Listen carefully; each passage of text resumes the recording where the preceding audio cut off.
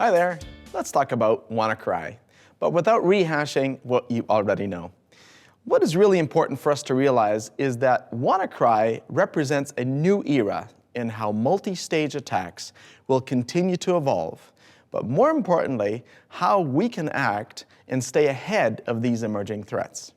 For some quick context, let's review a few details for better understanding. There are still 100 million Windows XP computers in operation, but mainstream support ended over 3 years ago. Now, Windows XP was not able to spread WannaCry, but it still suffered from the ransomware encryption. Spreading was actually done by supported versions of Windows that were not patched. Now, all of this was born out of one significant zero-day held at the NSA, which was stolen and leaked by the group calling themselves shadow brokers. But the important metric that we don't hear about is that less than 1% of vulnerable computers were actually infected. A bad actor pays attention to that number and is now looking at ways to reach the large size of this missed opportunity. The two biggest barriers for these bad actors were network address translation and Windows default firewall rules. Let's talk about NAT first.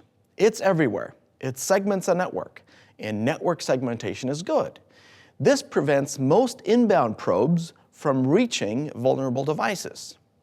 Secondly, Windows default firewall rules for some time have prevented SMB connections from non-local networks. Where the WannaCry actors had success was with multi-homed devices, such as a Windows computer with a VPN connection reaching into an already infected network. And that's how it succeeded in spreading, which was then followed by a random internet-bound set of probes looking for vulnerable devices coming online that happen to be listening on TCP port 445.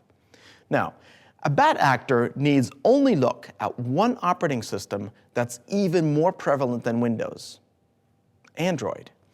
It has already been used as a multi-homed device to bring malicious software to the inside of a network.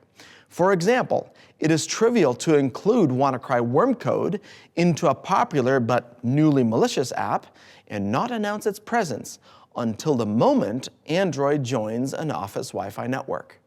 So, 3 elements now become much more apparent. Number 1, it's probably more obvious than ever that you really want to segment all Android Wi-Fi traffic into its own VLAN altogether, so that you have gateway layer facilities to control the access. Number 2, what you also want is strict egress control in all cases, so that even when an infection does occur, you prevent it from spreading elsewhere and dramatically reduce your exposure and liability in the process.